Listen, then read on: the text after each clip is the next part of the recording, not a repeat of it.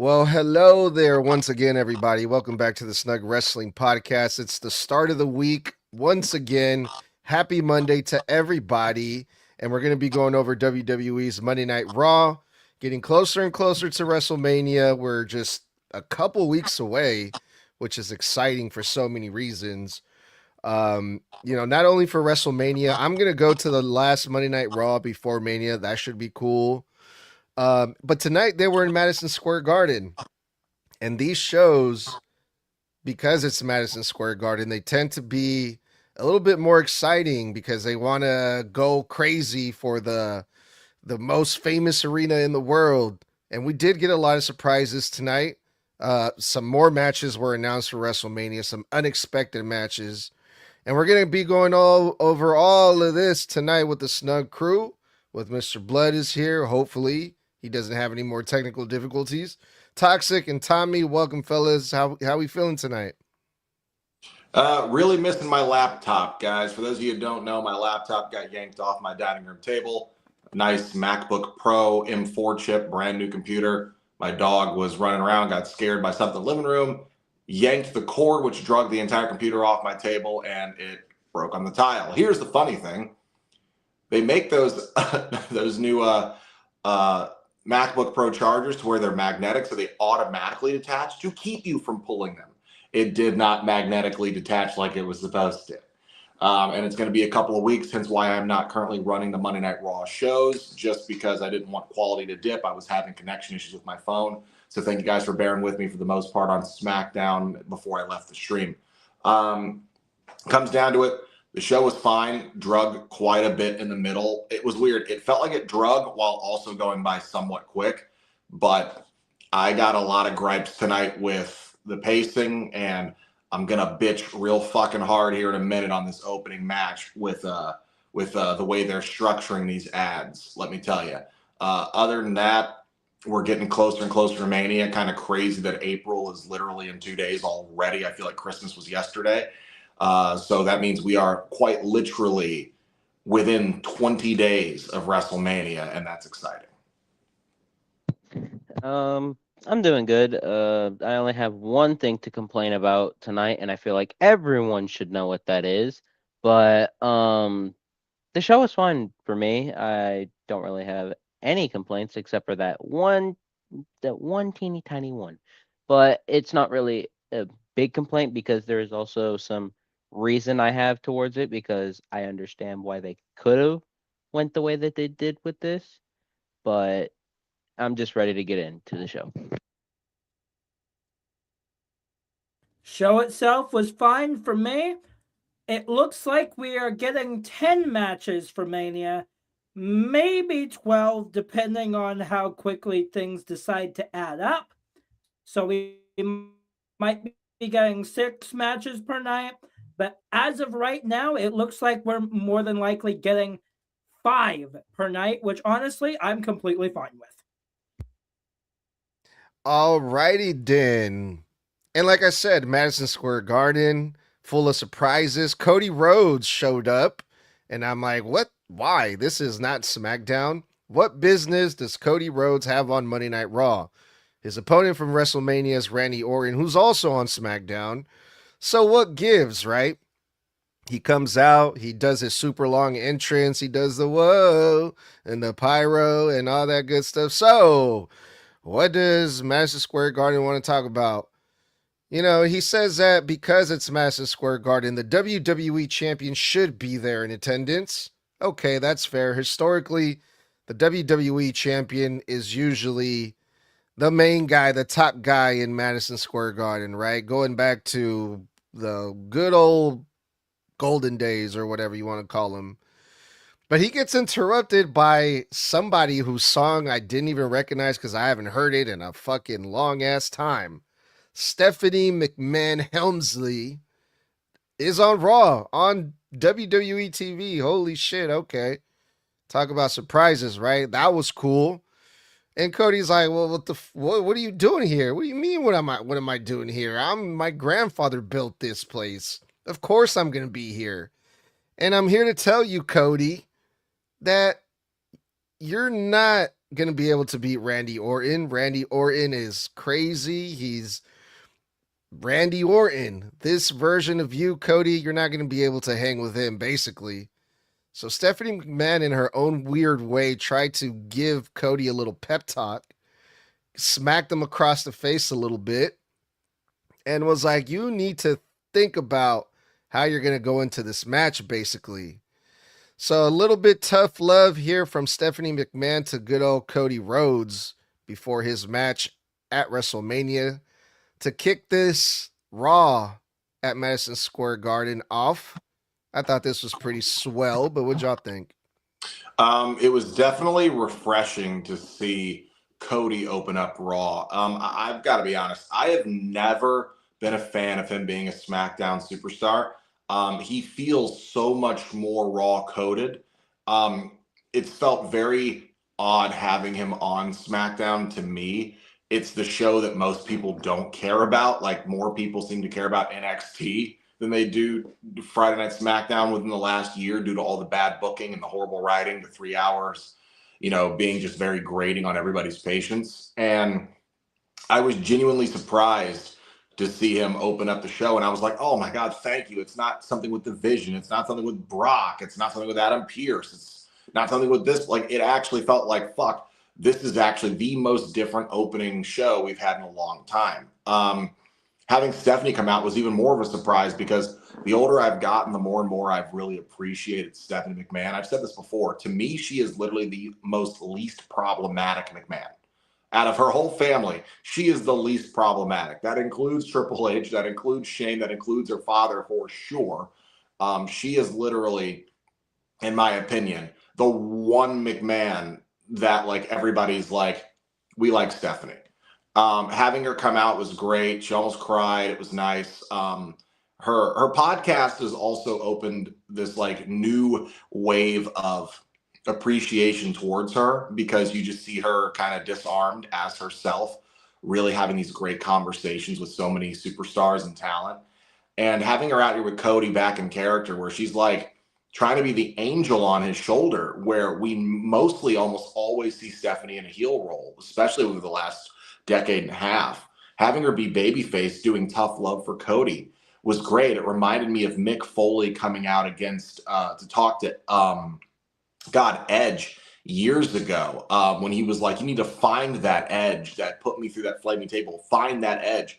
And it was that whole thing that like Foley was basically trying to tell Edge, you want to win, you want to be great, you want to do this, you need to find that killer instinct inside of you that helped you become the rated R superstar to begin with. Well, it's the same thing with Stephanie. She's like, you can't beat Randy as he is now if you remain to be who you are right now.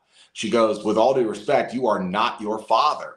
And then that great line from Cody where he goes, with all due respect and love, Stephanie, you're not yours either, which was crazy for them to reference Vince right after when Stephanie basically opened her promo up by kind of sidestepping Vince and going straight for her grandfather built this place. She ignored her dad. She smacks Cody.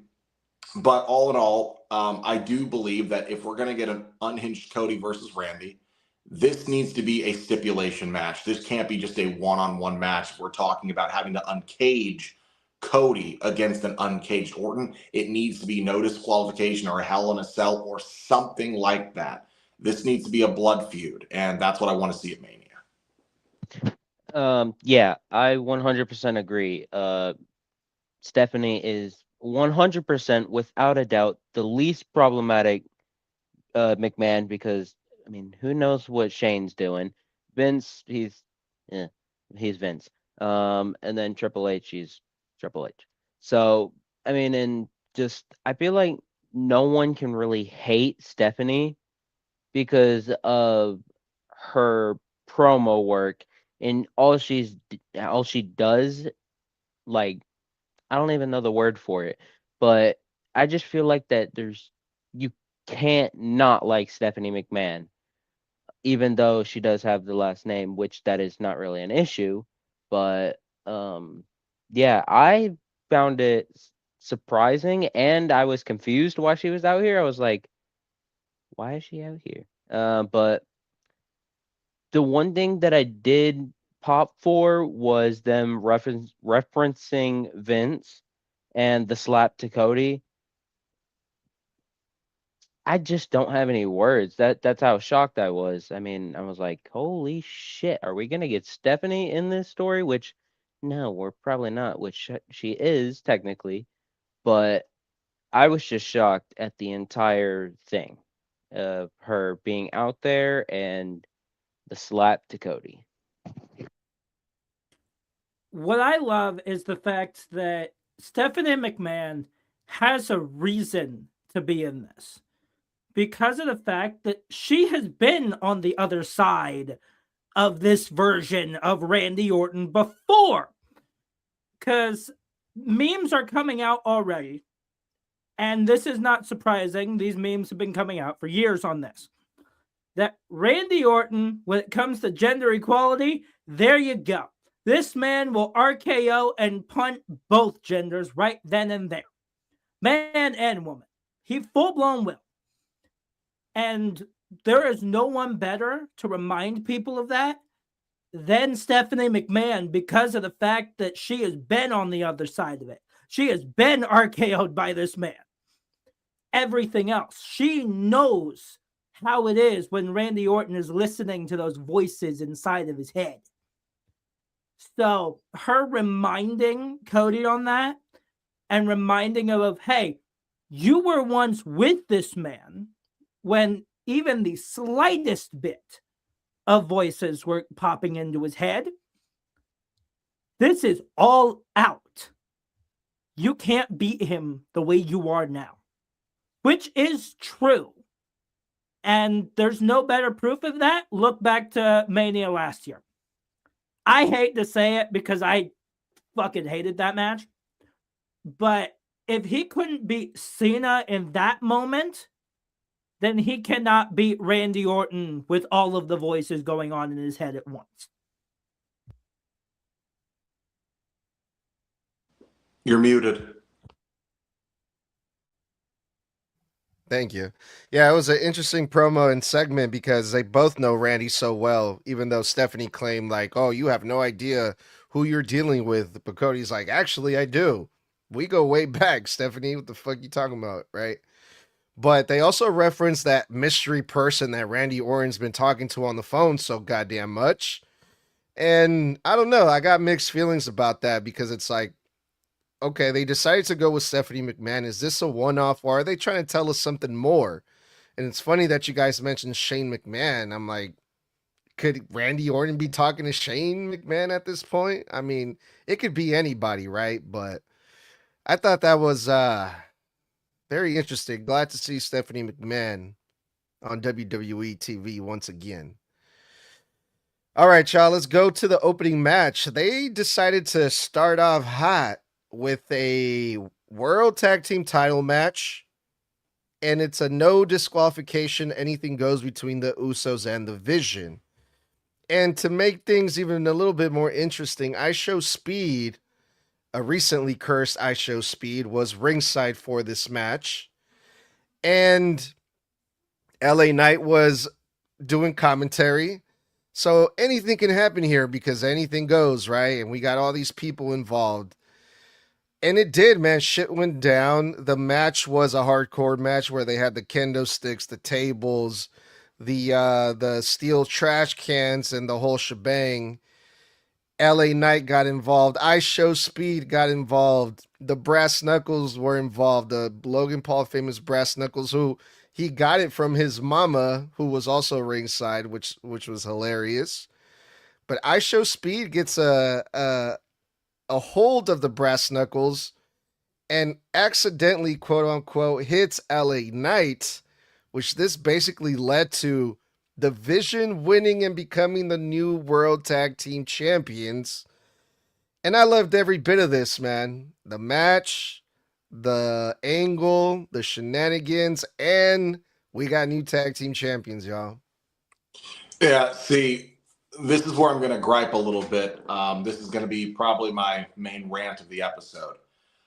First things first, already knew that the Vision was going to win this. I literally said they needed to win this like 2-3 weeks ago, I said they need to be the champions. They need to be the ones. And they held off on the Usos dropping them because of the city that they were currently in, like 2 weeks ago, where they were going to drop them.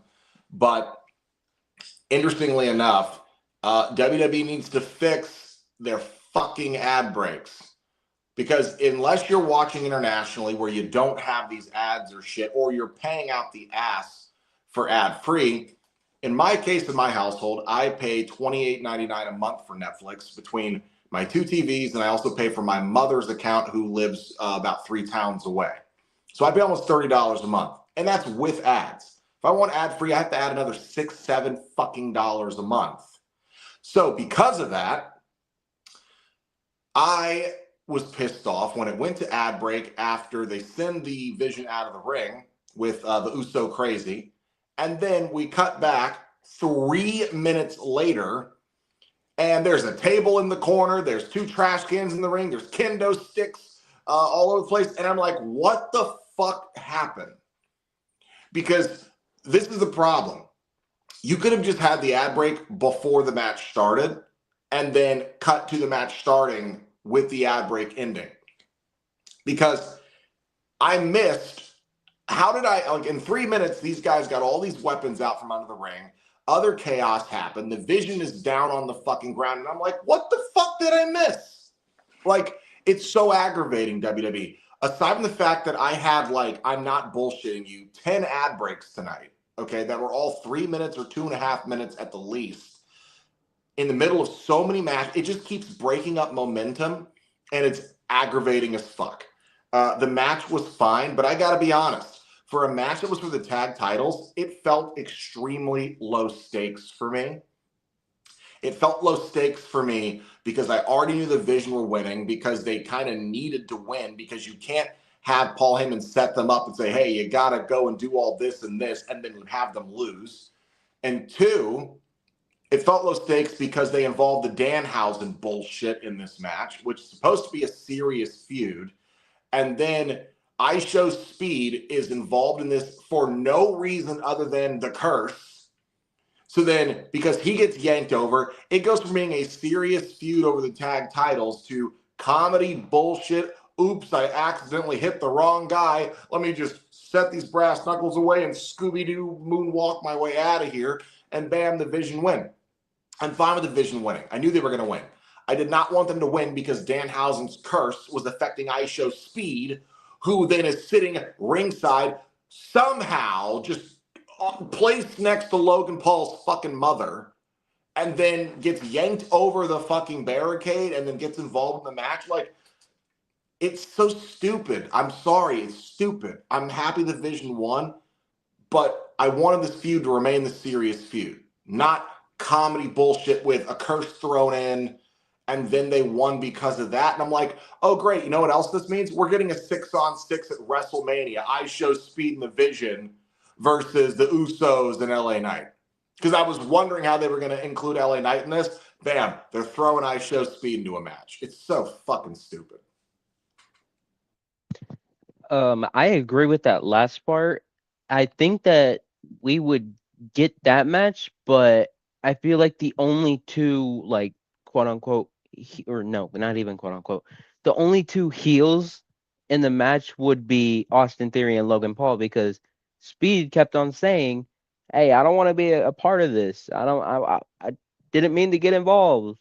Just so, I mean, yes, I would like to see him in the ring at Mania, but he just wouldn't be a heel. I don't see him being a heel in that match. The match, believe it or not, this is second match of the night for me. I like the match. The ad breaks was a little bit annoying for me, but the one thing I just want to like touch up on is when Austin Theory got the trash can on his head and the Usos were just going crazy with the kendo sticks.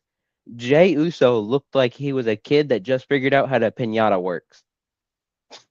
He looks like he was trying to get the candy out of Austin Theory's head, which I was loving every bit of it. I was cracking up. Him and Jimmy literally almost knocked each other out back to back too. That I was too. like, oh shit. I was like, oh my God, he almost nailed his brother right in the eye. the match for me, it was both funny and a really great match, but just it wasn't match of the night for me. I enjoyed every second of it, and I don't have any complaints about it. The Usos officially have a yet another, for like the third damn time now, combined theme, and then are not just coming out to main event Jey Usos. So there's that. They officially have a new theme the same day they lose the damn titles. And by the time this match ended, that was legitimately my only gripe. Why in the world are you hyping them up, giving them a brand new theme, and then having them lose the damn titles the same day? No sense at all to me. But I show Speed, of course. He's thought, hey, LA Knight's attacking my boy. I'm going to hit him in the face with a pair of brass knuckles and then act like that was completely accidental.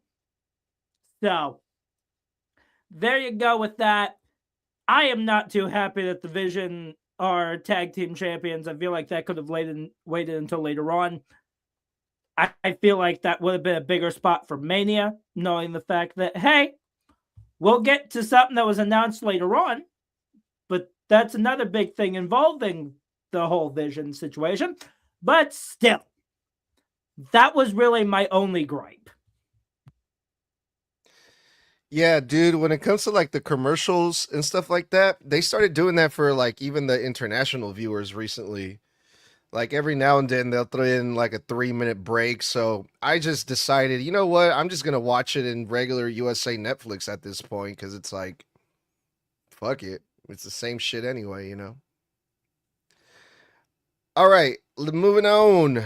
Liv Morgan cut a damn promo on Stephanie Valkyria. And I say damn because Liv Morgan got really personal. Went after good old Stephanie Valkyria's mama, saying that she was trash. What she say? Tu mamá es basura puta, which basically means your mom is trash, bitch. I'm like, God damn, all right, we're taking it there. So they get into it. They get into a brawl. And then Roxanne Perez comes back. She's been out for a while in some type of injury of some sort that I can't remember.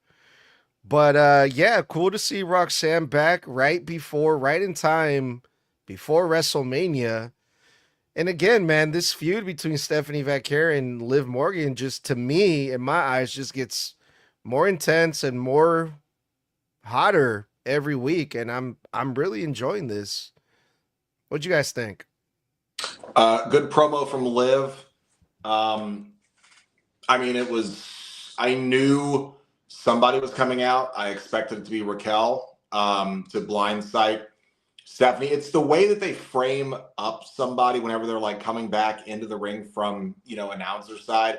It's always like they always push in tighter on the person's back. So you can't see someone coming in from the corner until they make contact. So the moment they were pushing in after Stephanie grabbed the chair, I was like, okay, well, the way they're framing Stephanie in camera, Raquel's definitely going to attack her. And then it turned out to be Roxanne Perez. And I was like, oh, okay, she's back. That's fine. And it was a good Oblivion sell onto the steel chair from Stephanie Valkyria. I got to be honest, though. This is now two matches in a row, two back-to-back involvements in a row that would have made better angles at Mania. I show Speed getting yanked over the barricade and getting involved in the match haphazardly makes more sense at Mania if the titles for the Usos tag titles were on the line at Mania. And then I show Speed's front row and gets dragged over, and then he's involved in the finish. That feels like a WrestleMania spot for a match. Same thing here. If you're going to have Roxanne return, why not have her return in the match at Mania and then screw Stephanie over there when the ref isn't looking. Surprise shock return at WrestleMania. Liv then wins the title back in Mania. It feels like that just this. It's like you're doing stuff that like makes sense story-wise, just in the wrong part of the story. I think if they were a little patient and saved both of these two involvements back to back for Mania, I think you get a bigger reaction. Because I got news for you. No one gave a fuck Roxanne was back. That crowd barely reacted. All they did was react on the initial hit. And the moment she starts screaming and throwing those terrible fucking punches that she throws, the audience just did not give a fuck. And then they kind of quieted down until the Oblivion spot on the chair. But other than that, this was fine. We're still 3 weeks out from Mania. We'll get there. We're just chugging along. I'm pretty sure it was 2 weeks. Is it 2 weeks or is it 3? I'm pretty sure I heard 18th and 19th. Today is the 30th, so 3 weeks from now is technically the 20th. Oh, okay, yeah, you're right. Okay, my bad. I thought this was fine. I didn't really mind. It's good to see Roxanne back because, I mean, she's had surgery on something, I don't know what, but and I just kind of like it felt the whole, and this when I say this, it goes back to the entire initial like turning on Finn Balor stuff. It felt weird that Roxanne wasn't there and involved with that, but I'm glad she's back now. And why did my dumbass think that was one of the Bellas? My dumbass thought that was one of the Bellas. Legit, for like the moment she made contact, I thought it was Nikki. You're not I- wrong. I thought so too. I was like, why is I'd like to comment on what you just said too. It was weird that Roxanne wasn't there for the turn on Finn. You're right. Keep in mind, Finn is the one that brought Roxanne into the Judgment Day. She should have been there for the breakup. Again, they keep rushing stuff. They're doing good things to the stories at the wrong time in the stories. Because with 3 weeks out from Mania, we've barely had any build for Finn and Dom anyway. So why couldn't you just save that breakup for like tonight? I don't know. That would have made a lot more sense if they did that. But I see why they did that when they did that. But I don't really have any other thoughts other than I just know that Roxanne's getting involved at WrestleMania, and the fact that she's back now, it kind of wants me to see Raquel and Roxanne team up just one more time to get in that I don't even remember what the match was, but the fatal 4-way tag team match for the yeah, tag championships. Yeah, I just feel like that they would be a great addition into that match. But I'm glad that Roxanne's back. I absolutely agree with the fact that they should have waited with Roxanne Perez. They waited long enough for Liv's return. They legitimately waited until War Games for that to happen, for that big return. Imagine how much bigger it would have been if they waited for Roxanne Perez's return until a stage as big as WrestleMania. Imagine the pop with that, simply because of the fact that it's Roxanne Perez. It would have been so much bigger if they had just had a little bit of patience there and waited 2 weeks. That's all they had to wait. But Liv, of course, has to get personal. Well, 2 and some change is what it really is. But overall, Liv gets personal, as she always does. She always has to find a way to make it like extremely personal. And there's no bigger way to do that than bringing in someone's mother. So, of course, she learned from The Rock from 2 years ago. That's what happened there. But still, she just had to do it, and it works perfectly, which means this match is going to be pretty damn big for Mania. If Stephanie Vacquer's mama doesn't show up for Mania and fucking get some revenge, I'm gonna be upset. Nah, I'm joking. All right, y'all. Up next, we had a women's tag team title match: Lyra and Bayley versus the immovable or indestructible or whatever the fuck their name is, Nia Jackson, Lash Irresistible Legend. forces. Yeah, something like that. And then all the other women's tag teams came out and they had a big brawl and ended in DQ. And then the match was announced: Fatal 4-Way Tag Team match at WrestleMania.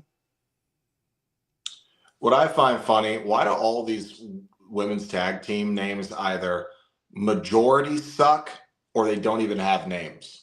Like, like when they announced the match, like Michael Cole is like, oh yeah, it'll be the Irresistible Forces. What a trash name. Versus Lyra and Bayley, and versus Charlotte and Alexa, and versus and the Bellas. And I was like, okay, well, the Bella Twins isn't really a name. It's literally just who they fucking are. Two of the teams don't even have names, and they've been together for nearly 8 months apiece. And then there's just the stupidest, newest name I've heard ever, the Irresistible Forces. Is some shit I could select out of the generic pile on 2K when I'm making a tag team for universe mode.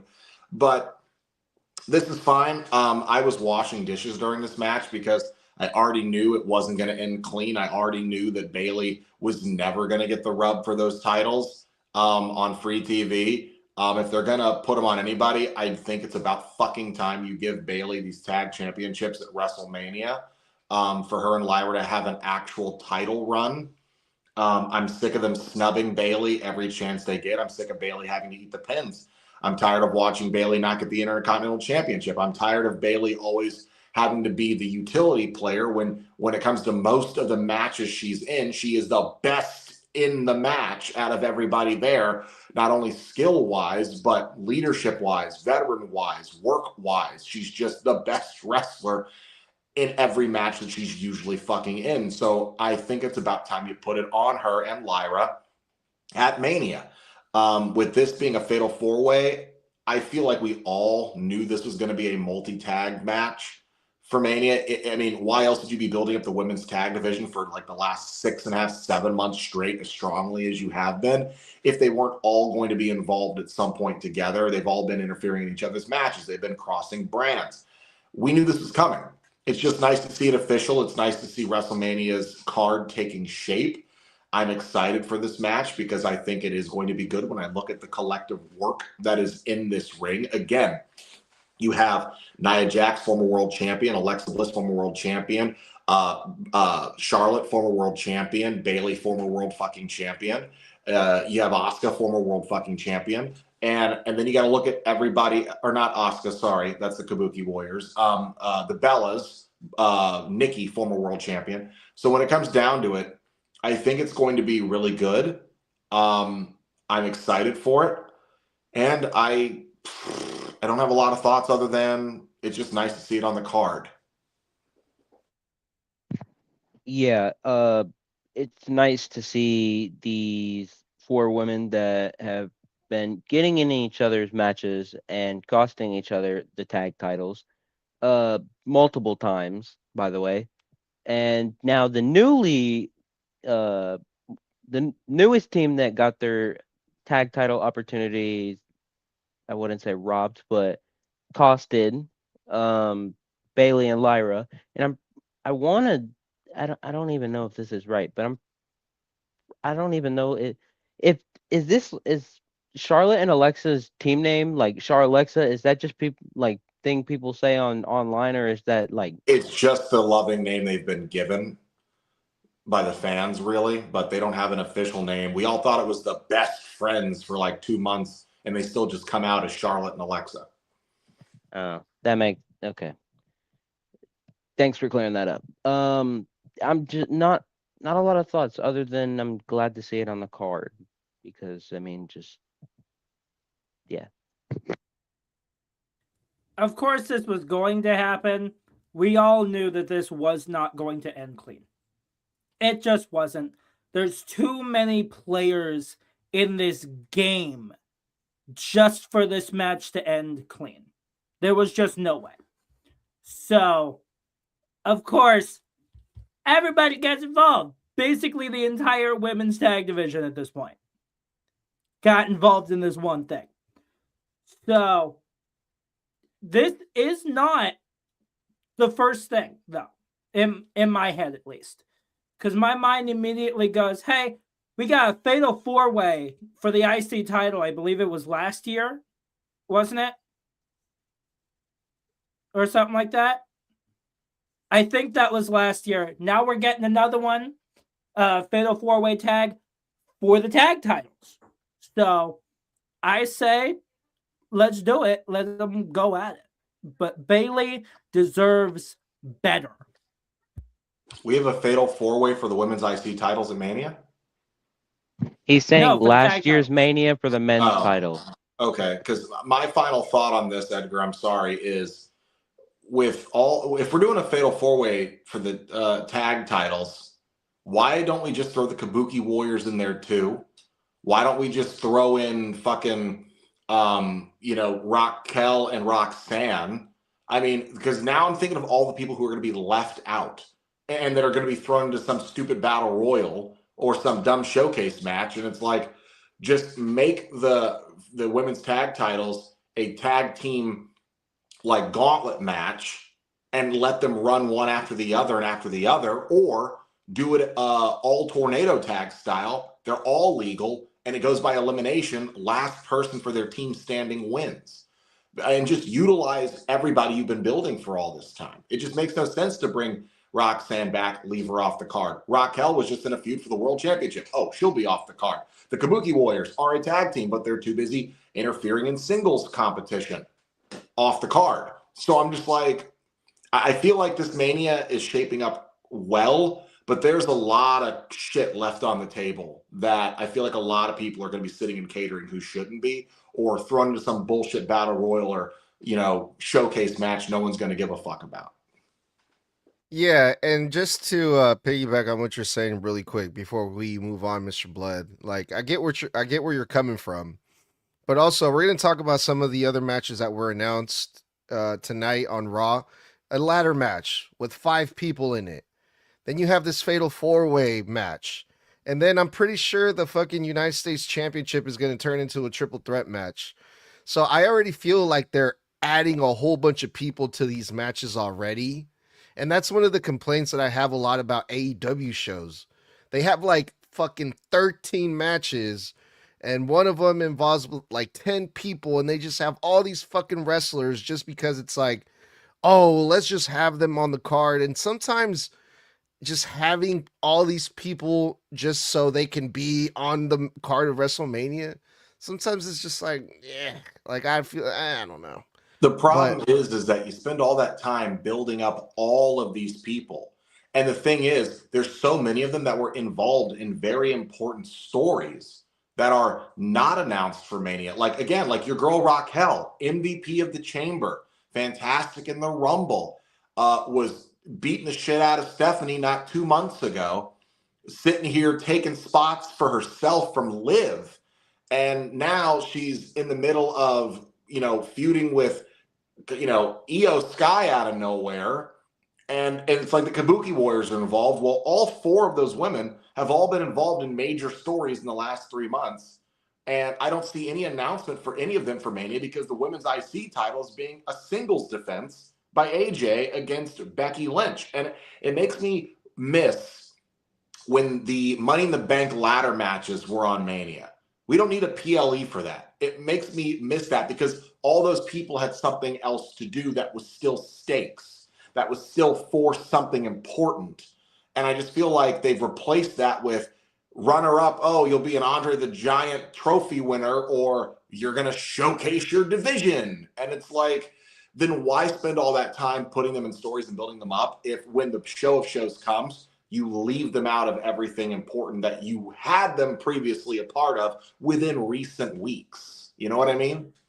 Yeah, but at this point, and I am a huge fan of Raquel, but at this point, I'm like, if they're just gonna put her on WrestleMania just for the sake of putting her on WrestleMania, just so they can say that they did, I'm not gonna care. Like, if I want to see Raquel at a spot in WrestleMania, I want it to be a good spot that matters, in a good showcasing, not just some, oh, let's just add her to this match just cause, like, who fucking cares? I don't know. But moving on from this now to some real business here. Brock Lesnar and Paul Heyman come out in this next segment, and Brock Lesnar is dressed to fight. He's wearing his gear. He's wearing his UFC gear. And Paul Heyman's like, you know what? The last couple of weeks, making excuses like a typical heel manager does. The first week, Seth Rollins distracted Brock Lesnar. That's why Obafemi got him. Last week, Brock Lesnar wasn't dressed to fight. He was just out here to have a conversation with Oba. So he caught Brock Lesnar off guard. Obafemi did. But this week, there's no Rollins. This week, Brock Lesnar's dressed to fight. So bring that ass out here, Obafemi, and come get these hands. Come get this work. Obafemi answers, wastes no time. Well, he wastes a little time because he has to do his little strut down the ring or down the alleyway or whatever you want to call it, the ramp. Anyway, Adam Pearce tries to come out and put a stop to this along with his little, and I mean little, security guards, but that doesn't work. Obafemi takes out the security guards and Adam Pearce. Adam Pearce took a bump here tonight because Obafemi shoved Adam Pearce. He like pie faced him to get him out the way so he could make his way into the ring. And right when Obafemi and Brock Lesnar, both of them dressed to fight, which I thought was odd. I'm like, they're not gonna fight right now again, are they? Not before WrestleMania. This is something that they should wait for WrestleMania. This is a WrestleMania match. I know it's Madison Square Garden, but I did not want to see it. I'm like, no. I want to wait for the big night to see this, right?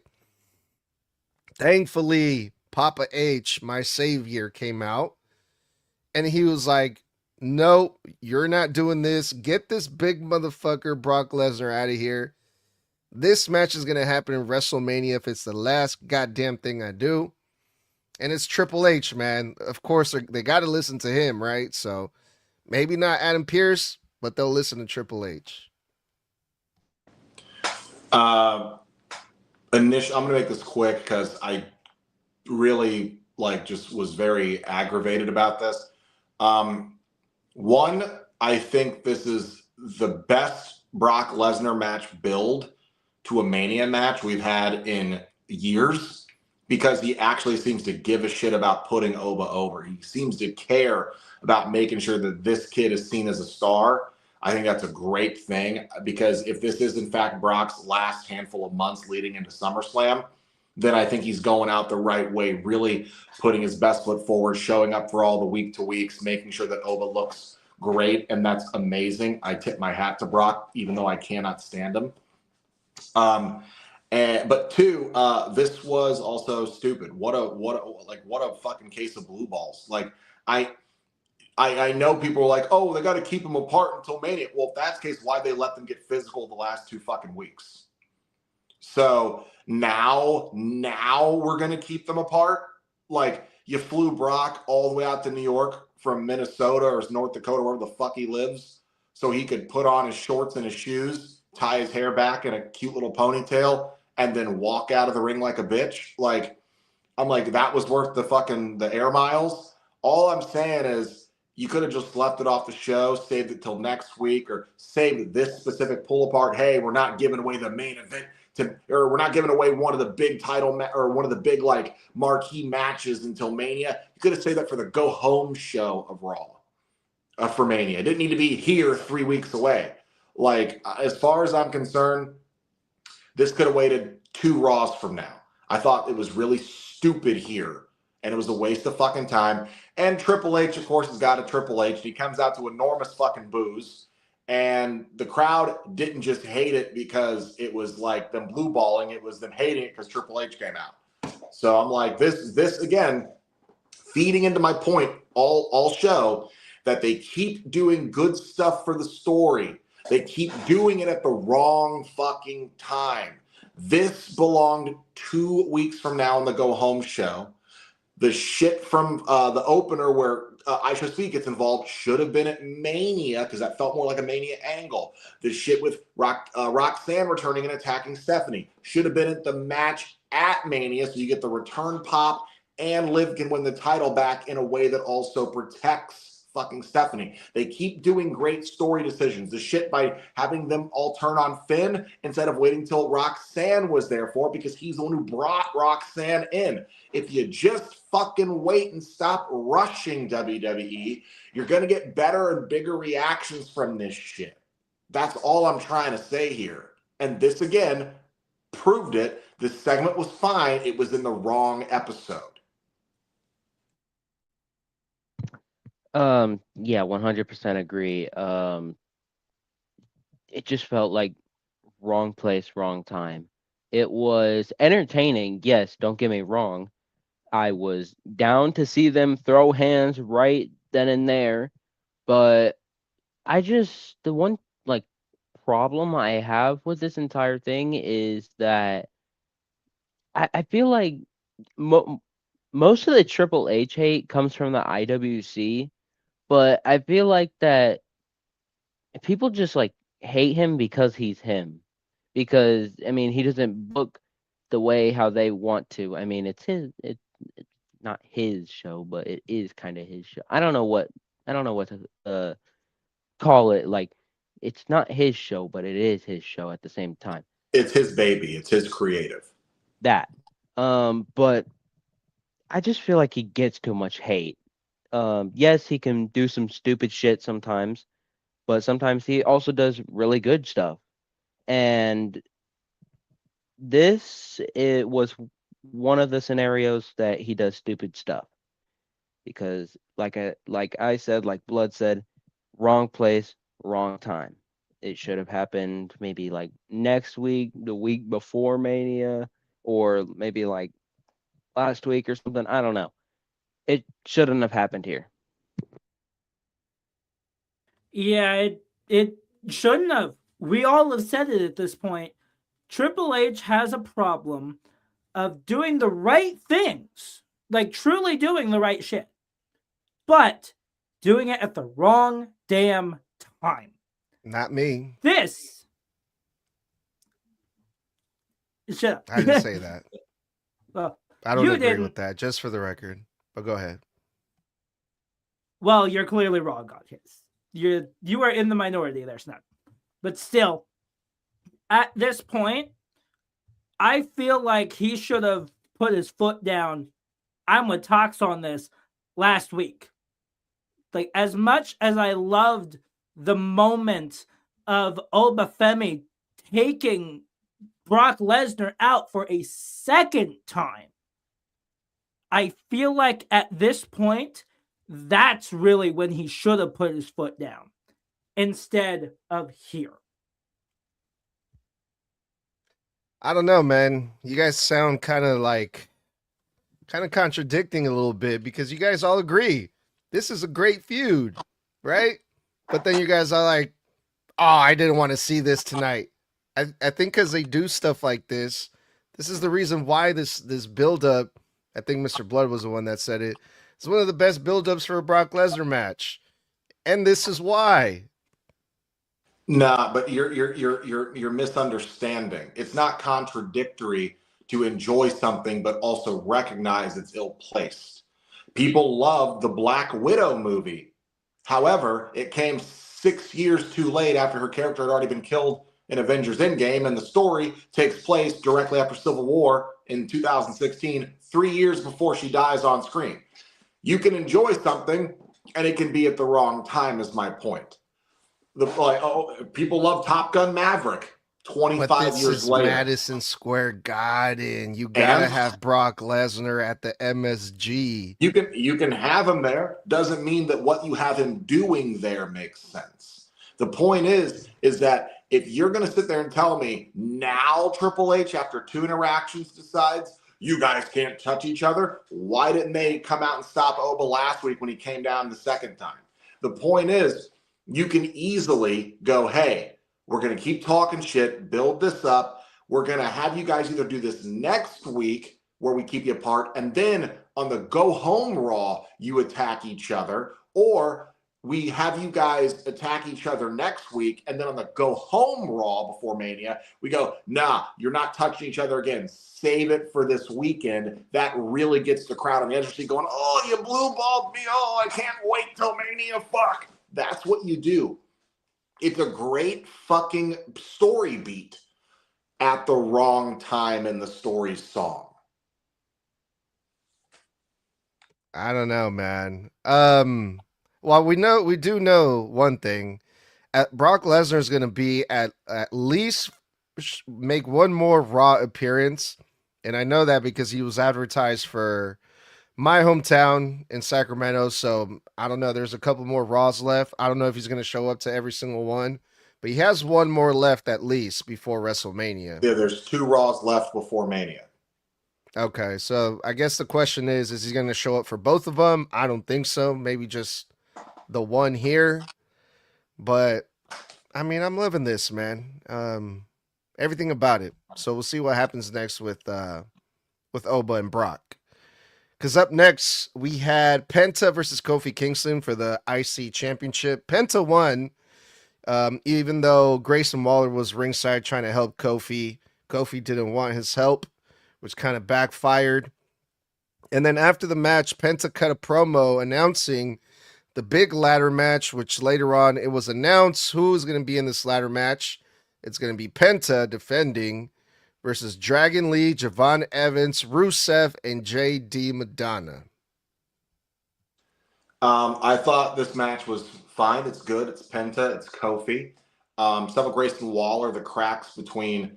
looks like without Xavier there, looks like Kofi's finally like putting his foot down with Grayson. Called him an idiot, called him stupid, shoot him away over and over again.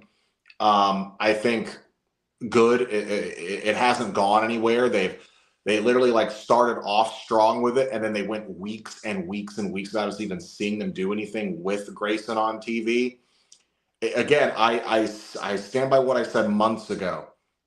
This whole New Day heel turn involving Grayson would have been so much better had it been focused on the New Day, the veterans, trying to make a bigger star out of Grayson instead of Grayson having to play fucking manager for the majority of this. This guy got shredded in the best shape of his life to be a manager? Come on. So I'm glad Penta retained. I think we all knew he was going to. There ain't no way they're going to have him just drop the title right now. They just had him win it. He's got Mania in fucking 20 days. When it comes down to it, I am confused about how this is supposed to be. Because I don't know if they tripped over themselves when they mentioned the match or what. But I don't know if this match, this 5-way, is for Mania or not. Because they literally said... this was just announced something. This will be on WWE's main event on the YouTube channel. We're going to have a contendership match. And then directly after, they show a panel of the 5 of them in a ladder match at Mania. So I was like, wait. Are they all in a match of Mania together? Or are you doing a contendership match on WWE's main event channel on YouTube to see who's facing Penta in a ladder match at WrestleMania? Because they said the same things back to back in the same 20 seconds of each other. And so now I don't actually know if it's a one-on-one at Mania or if it's a 5-way. It's so confusing. I think it's going to be a 6-way. I think they're going to add Hijo del Vikingo because of what happened at AAA this past weekend. Penta and Hijo del Vikingo were teasing a match at WrestleMania, so I think he's going to be added to this ladder match. But the problem is, this is what I'm saying though. What's the WWE main event shit then on YouTube? Because when the original panel came across, Penta didn't announce who he was facing at Mania. He said, I'll be in a ladder match at Mania. But then the graphic comes up, and then Michael Cole and them are saying something about WWE's main event on YouTube to see who's going to win for the contendership of the IC title. The very next panel in the exact same fucking segment, in the same 10 seconds, we then see a graphic of Penta and these 4 other fucking dudes, and it says ladder match WrestleMania Intercontinental Championship. So then I don't understand what the fuck the YouTube Tommy, do main you have event any shit was info for. on this, Tommy? Like, I can't be the only one do who saw not. this. Okay, well, I we'll find really out. don't have any information on this. Like, you guys know what I'm talking about, right? You heard what he said. I just saw the graphic and I assumed that they're just automatically in the match, but you could be right. This could be like a number 1 contendership. It only says Intercontinental Championship ladder match, and it has all 5 of these guys on the graphic. That's it. And that's what, and again, you're not wrong. That's what I'm saying. Like, that's the problem I had with this. Get it together, WWE. Why? Because it's now I don't know what to expect. Did we just add a match to Mania? Or are you telling me there's a contendership for who's going to get a match at Mania? Why bring up the WWE YouTube main event contendership and then directly after show me a graphic of the Mania background, the Mania words and letterhead, and then Intercontinental Championship ladder match? Like, I don't think they'll have a 1-on-1 ladder match. Those are usually like grudge feuds to like a big blow off match. Usually like the last I don't know how many years the WWE all of the ladder matches involve a shit ton of people. So I think that's what's gonna most likely what's gonna happen. I think we're gonna need to get some clarity on this in the next week for sure, because they promoted 2 things at the exact same time, but then mentioned the same belt across both of them. Man, I heard something qualifying match, something Intercontinental Championship match, ladder match at Mania. That's all I heard. I didn't hear anything about the main event channel on YouTube. I didn't hear anything. All I heard is qualifying match, ladder match, WrestleMania Intercontinental Championship. That's it. And also the names of the competitors, which all of these competitors in here more than deserve this spot, because I feel like they have been way on, well, at least half of them have been way underused. And there's only 2 in specific that I'm talking about. You could already picture who I'm talking about, Rusev and JD McDonough.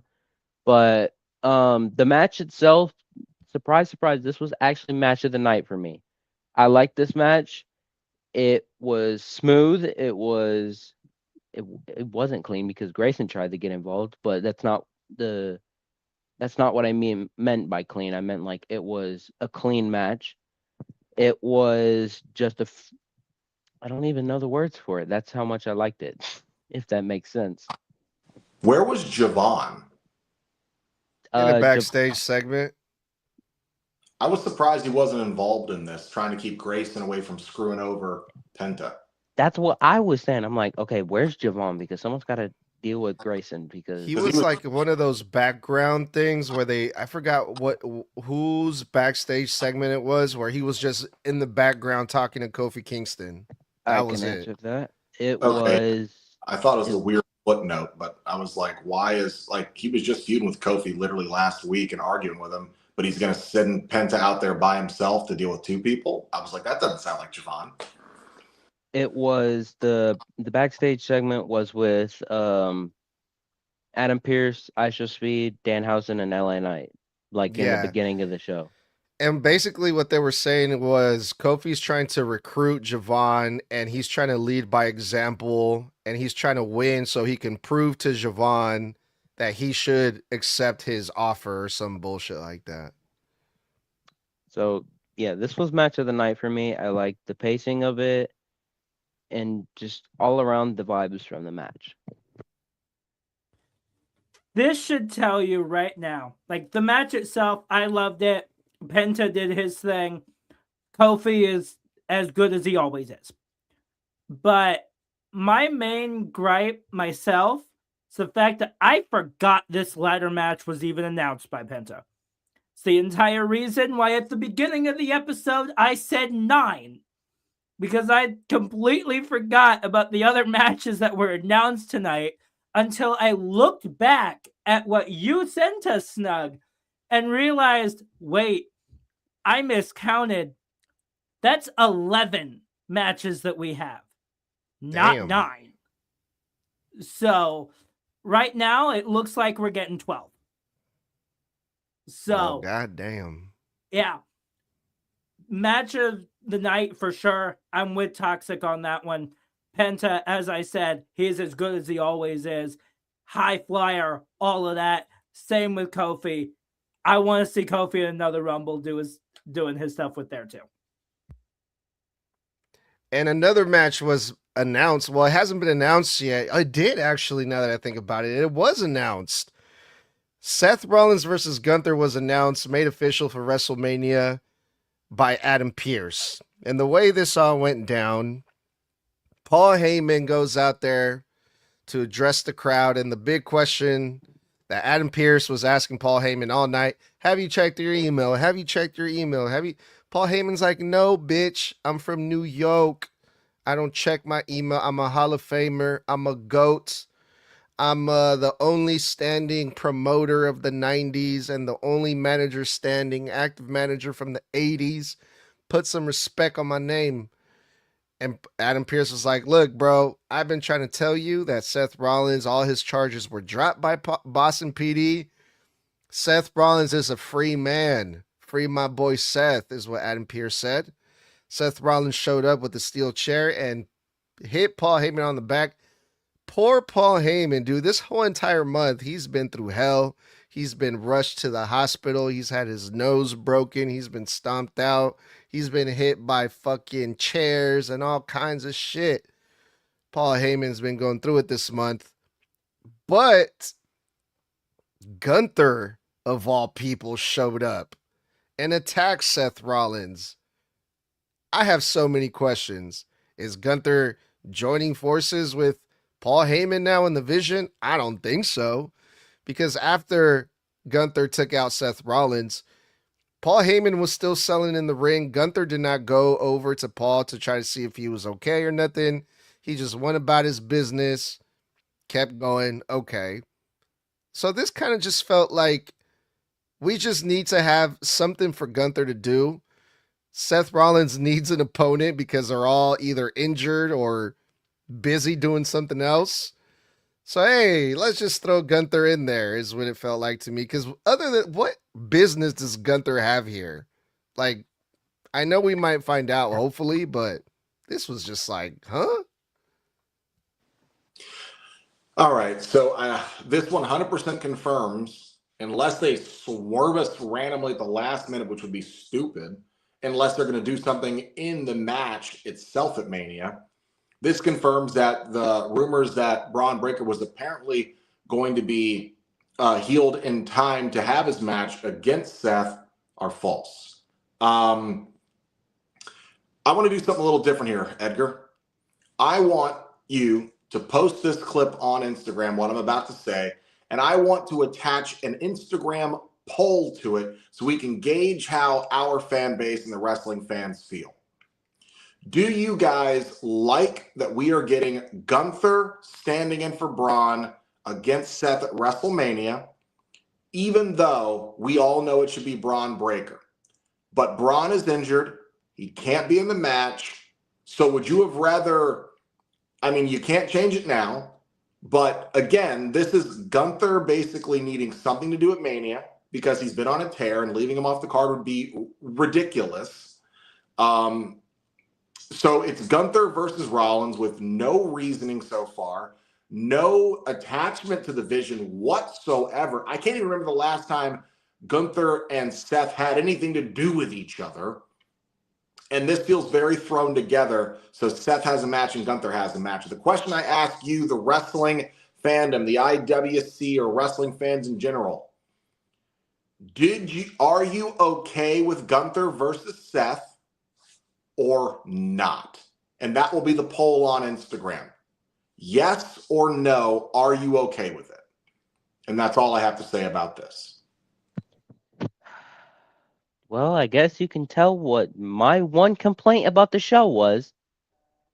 This entire fucking thing, which I get why they are doing it, because Braun Breaker may not be fully healed to come back, which that is completely fine. It is blah.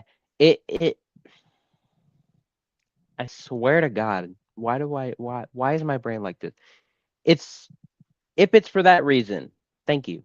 If it's for that reason, okay. But it can't be a retirement match. It cannot. There is too much left for Seth to do with the Vision. It it just can't. It would not make sense for it to be a retirement match. It has to be some other reason. It could just be that Gunther he's just bored and he wants someone to beat the fuck out of. It just can't. I If don't. it is a retirement match, then we already know who's going to win because Seth Rollins is not going to retire anytime soon. And then Yeah. and then you have a problem because one, the ending is predictable because you know Seth has to win, and two, you cut the momentum out from under Gunther as well. Yeah, so it's not going to be a retirement Yeah. match. But just if it is, it just can't be. It you get a lose-lose situation. You lose the story with Seth and the Vision, and that's if Gunther wins. And if Seth wins, you lose the momentum that Gunther has. Yes, I know I'm saying that. Surprise, surprise. But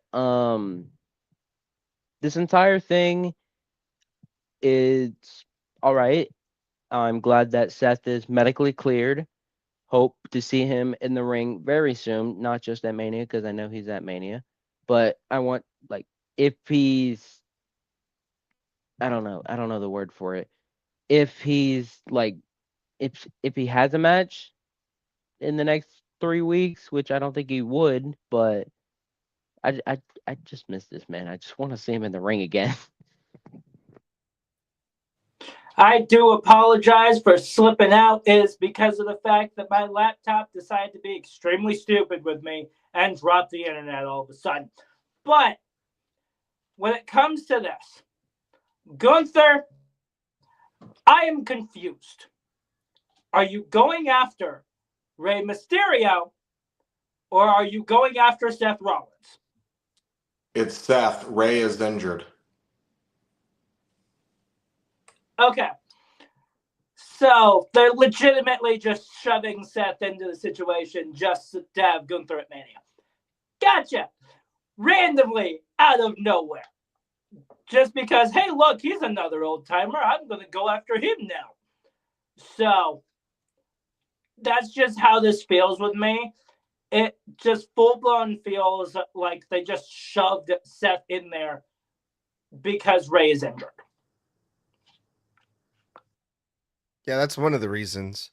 All right, and then Io Sky wrestled Raquel Rodriguez. It was completely heatless for the audience until they came back from the commercial break. Audience cared a little bit, mostly just about Io Sky. What I said all those months ago confirmed. I knew this story had to eventually end up in the story of Kairi having to break free of the control of Asuka. They finally did it 6 or 7 months after I said it. But we're here, and the audience didn't care, but they would have had they made this a story thread much more consistently and hearkened on it months ago and stayed hearkening on it. To have Io fucking care about Kairi now when she gave up on Kairi months ago makes no sense. Wait, Okay. Kyrie turned on Asuka? No. Io, when Kairi and them betrayed Io kept trying to get Kairi free of Asuka's control months ago, in the summer almost. And then when Kairi was a lost cause, Io and Rhea gave up on trying to get Kairi out of underneath Asuka's thumb.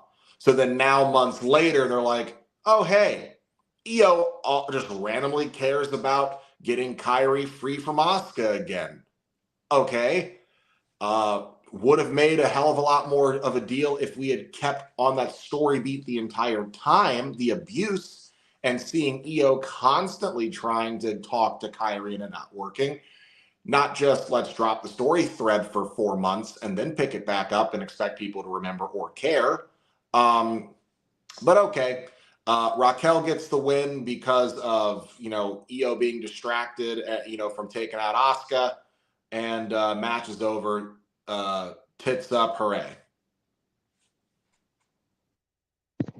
Sorry, I was distracted. It's weird for me to say this because Raquel is my favorite female superstar on the. It sounded like I said stupid star, didn't I? My favorite female superstar on the Raw roster. Um, but I didn't give a shit about this match. I genuinely didn't. The only thing I can see coming out of this is Io and Asuka at Mania. That's literally it. I forgot this shit happened. That's it. All right. Moving on to the final segment, CM Punk and Roman Reigns once again. CM Punk, he comes out there wasting no time. He's got his wrist taped up. He's ready to fight. And he charges straight for Roman Reigns, who was in the ring, who he said 3 words, acknowledge me, and interrupted him right away. So we're wasting no time here. And they go at it. CM Punk and Roman Reigns start brawling.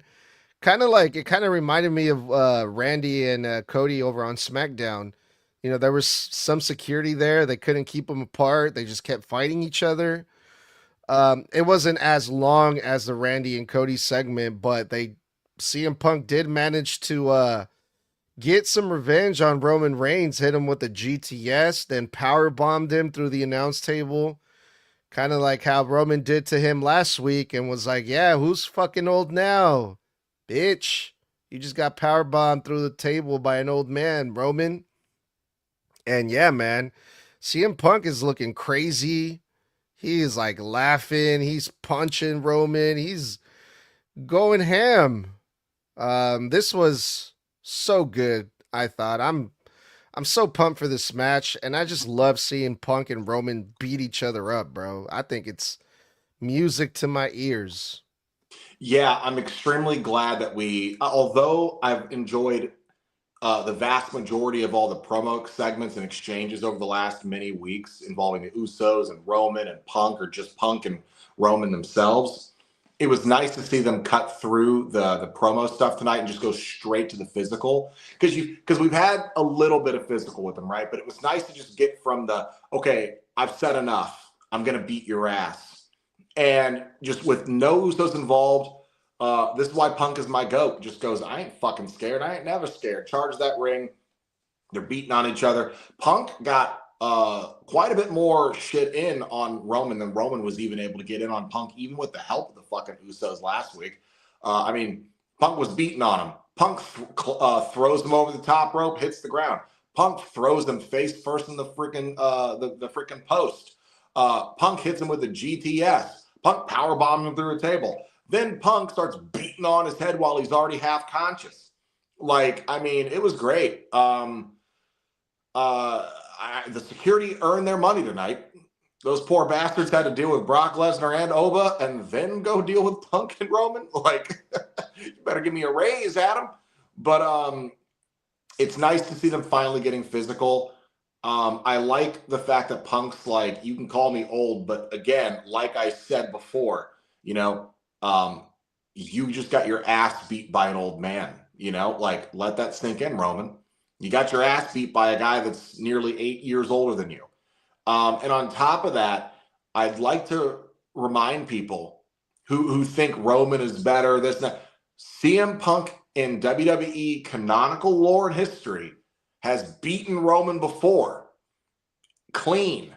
And that, again, proving Roman's point, or Punk's point, Roman can't do anything by himself. Punk beat Roman when it was 3-on-1. The whole Shield at their peak versus one guy. And CM Punk still fucking won. Because, again, when chips are down, Roman can't do shit without help. And Punk proved that tonight by beating his ass, because no Usos in sight. Yeet. I'm just glad that we got straight into it. You're muted. Really? Was I? I can hear you. Oh, I I can't hear can Toxic too. at all. Or Tommy. I don't know why. But I'm glad we got straight into it. No bull crap. No, hey, you're old. I'm better. I'm the tribal chief. Acknowledge me. No, we just got straight into it. No, and I'm glad that Roman got his receipt for last week because I just think he full on deserved it. Snug, can you hear me?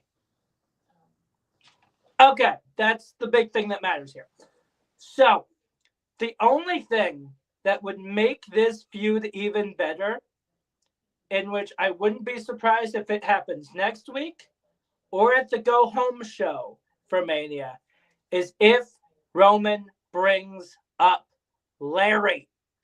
If that happens, this entire feud gets 10 times more personal and it gets even better because of the fact that man would bring up one of the biggest things that would absolutely get into the soul of CM Punk. That one name is going to target him and break him down completely. But here's what I loved about this. There was a point where as CM Punk was beating on Roman Reigns, he starts the Roman Reigns chant as he's punching him. And the mic caught it. And I absolutely loved that because I found it absolutely hilarious. Yeah, well, it's definitely starting to feel like WrestleMania season now today, at least for me, because we're having all these matches that are being announced. Excuse me, we're having these brawls, so we're getting closer and closer, man. I'm pumped. But yeah, that's what went down tonight on this episode of Monday Night Raw. That was a review with the Snug Wrestling crew. If you're new, thanks for hanging out with us. Thanks for your comments. Follow us everywhere, Apple Podcasts and all that good stuff. But with that being said, Blood, could you do the honors, please? Thank you guys for hanging out with us as always. That was the Monday Night Raw March 30th review in the books while we are 2 weeks out and some change from WrestleMania 42. Now, as far as go, guys, if you love kicking with us, you can do it every Monday, Wednesday, Thursday, and Friday after Monday Night Raw, NXT, and our one-on-ones on Thursday, plus Friday Night SmackDowns all go off the air, respectively on Apple, Spotify, YouTube, Instagram, and Facebook Live for all of our post-show reviews and our Thursday night engagement episodes where myself and the head of Snug Wrestling, Edgar, do one-on-one hours on TikTok Live for random or relevant wrestling topics, and we answer your fan questions live. Of course, be looking out because the Wednesday of the weekend of WrestleMania, we will be doing our WrestleMania predictions for both nights. It will be quite fun, so make sure you are tuning in for that. Of course, if you love the channel and love supporting the podcast, head on over to teepublic.com. That is TEE public.com/snug-wrestling to pick up your wrestling merch. We've got over 70 designs of wrestling merch for you guys to choose, not just t-shirts and apparel. It's everything down to phone cases, protective covers. I have one on my phone right now. It's going to be pants and bags and tapestries and tons of stuff. And we might have some WrestleMania adjacent designs out for you in the next couple of weeks. And don't forget, guys, until next time, stay safe, stay savage, and stay snug. Boys, that was one time for the one time I said that was 4 letters. 4 letters. One word. Word. Yeah.